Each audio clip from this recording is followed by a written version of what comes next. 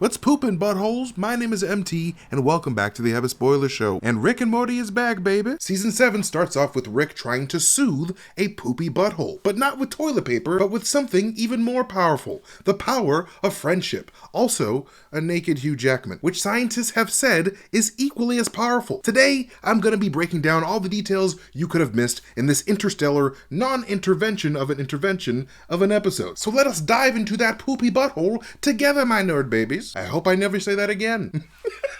And the episode starts off with PB getting a special delivery from a street pharmacist who definitely stays on her business lady flow as she pretty much immediately tries to offer Morty and Summer drugs to help them focus. Something that naturally upsets Beth. Notice how Space Beth doesn't react whatsoever though, very much reflecting how much she could not give a damn about what Morty and Summer do as independent people, as she herself has very likely done her fair share of pharmaceuticals during her adventures through outer space, because an infinite cosmos means an infinite amount of drugs. And you know your dealer has a passion for what they do if they sport a marijuana leaf necklace like the dealer does here. So I'm not even sure why Normal Best is hating on a small business owner trying to live her best life while also helping out her community. But hate she does, and Beth's annoyance leads her to confront PB in a living room that is not as tidy as it usually is, because our boy PBZ is very much going through it right now. In the background you can see that PB has thrown up in a nearby vase, likely due to all the beer and copyright-proof Jack Daniels that he's been drinking. But he also clearly has not been eating the best either, as his diet primarily consists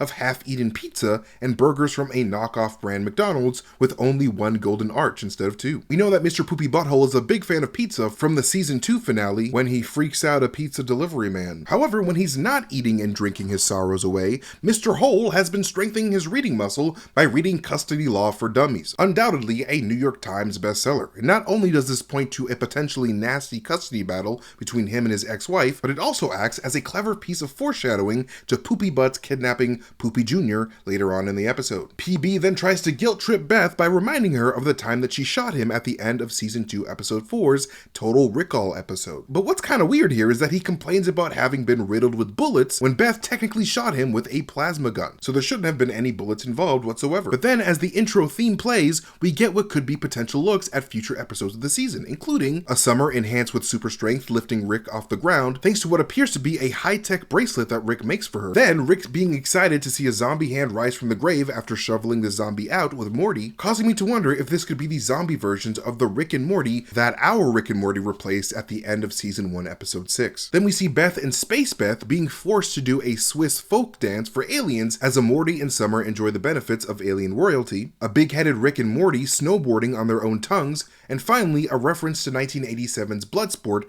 as Jerry does a split across two chairs like Jean-Claude Van Damme does in that movie. Then the episode continues where we left Rick off at the end of season 6, obsessed with finding and killing Rick Prime, the Rick variant responsible for the death of his native universe's wife and child, Diane and Beth. In that quest, you can see that Rick's been analyzing his own DNA in order to lock in on Rick Prime's potential location, after mysteriously finding out at the very end of last season's finale that Rick Prime was in multiple places at once. And later, after Rick creates a robo-ghost with long black hair, just like the evil spirit from The Ring, and then messes up the gravity and floor science of his creation, you can literally see Rick looking at an image of Earth's gravitational field next to an image of a floor as he tries to fix those bugs. I find it hilarious how Rick's unfinished business ghost was itself unfinished, adding more genuine anguish to that falling robot's miserable existence. This is the second Rick and Morty episode in a row to deal with a piece of technology that Rick introduces falling through the floor, as the season 6 finale dealt with a robot Rick giving Morty a lightsaber that ends up falling vertically towards the Earth's core. Also super random, but I find it hilarious how the clock in Rick's garage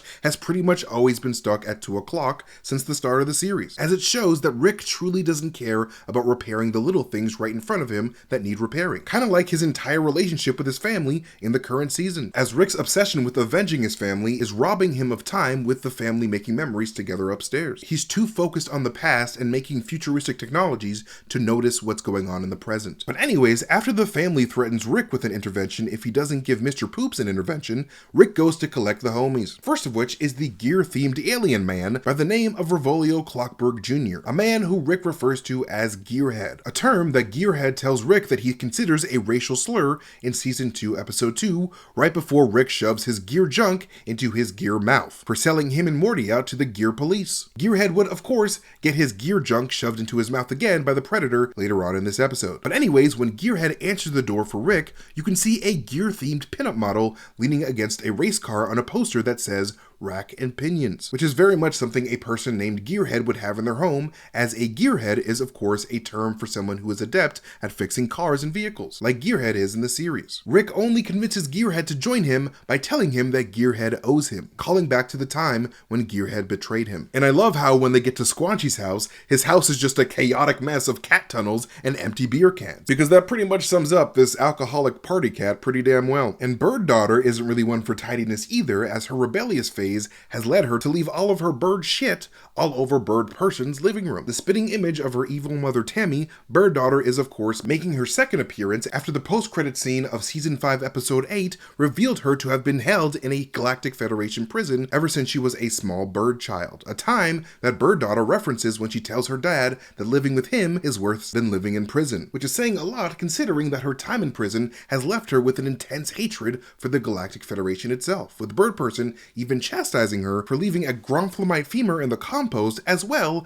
as for having a bloody hit list for the members of the Federation that wronged her, with the Gronflamites of course being the alien species who held her in captivity. You can see that before Bird Person walked in, Bird Daughter was reading a magazine called Beak Talk while texting on her iPhone themed after a bird egg. Then when Squanchy and Gearhead wave at Bird Person when Rick invites him to the gathering, Gearhead appears to be drinking a gear-themed beer, while Squanchy and Rick drink actual alcohol, possibly implying that his drink might have some motor oil in it or something to lube up his gears. And after they trigger a mini lawnmower massacre when Rick picks up his neighbor Gene, the gang head on over to FU's Bar, which is a parody of real-life rude restaurants where the staff is mean to you on purpose, you know, just like Dick's Last Resort or any McDonald's in the hood. And this restaurant is littered with rude signage like "The first fuck is free" at the top of this frame, "You puke, we laugh" on the right over here, and my personal favorite, "No black light allowed," a sign that makes me question what happens at this establishment after hours. I'm also a big fan of the copyright-proof beer sign in the corner background, because I just like things that smash the fourth wall. And then when Mr. Poopy Butthole reveals to the gang that he's hired one of the Predators from the Predator films to stalk his wife, he whips out his phone to reveal that the Predator has a GeoCities business website that hasn't been updated since 2001, which is a massive blast from the past. And if you don't know what a GeoCities website is, congratulations, you didn't grow up with dial-up internet, and that was the worst. And I really love how this website has a little Sherlock Holmes hat and magnifying glass to show that he is truly a professional private investigator. And after that, the boys decide to go on a boozapalooza, with Gene accidentally sucking the liquid out of the wrong hole of an alien stripper. A very, very wrong hole. A hole that would usually get you sent to prison right away. I am not exactly sure how Gene messed up so badly when there are clearly only 5 shots poured out. But you know, something tells me that Gene might not be the most familiar with genitalia outside of his own. But after they hit a number of party spots, the gang eventually finds their way to a honey rave with people dressed up as bumblebees, a scene reminiscent to the blood rave at the beginning of the first Blade movie. Someone on the Rick and Morty staff really must like Blade, as that movie was already referenced 2 episodes ago in episode 9, season 6, when Robo Rick gives Morty a sword programmed with all of Blade's fight moves. Hell yeah! See, that's from when he's fighting Deacon Frost.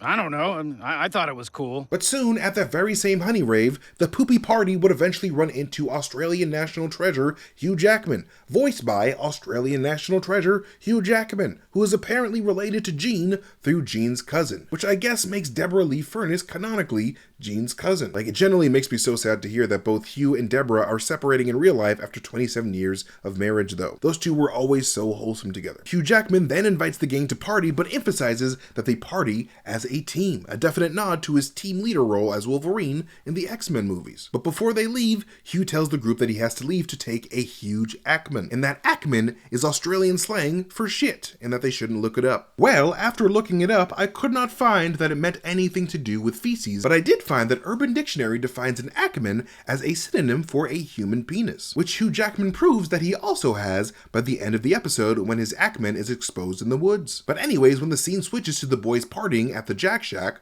a poster for the Jackmen can be seen with Hugh Jackman in the roles of Wolverine, Jean Grey, Beast, Cyclops, Storm, and Professor X all at once. And hanging right next to that is a parody of the Les Miserables poster for a movie called Les Jackmans with Hugh Jackman in the role of Cosette. And later, when Hugh Jackman starts to have a heart-to-heart with Mr. Poopy Butthole, he tells the man in the top hat that he originally wrote Billy Ocean's 1984 hit Caribbean Queen, a song that Hugh Jackman performs outside of Amy's house a little bit later, with Gene holding a boombox over his head like John Cusack in the 1989 movie Say Anything. But before that, Mr. Poopy Butthole asks Hugh Jackman if Wolverining hurts a little, with everybody replying with every time, a throwback to Wolverine's response to Rogue when he asked him that in the first X-Men film.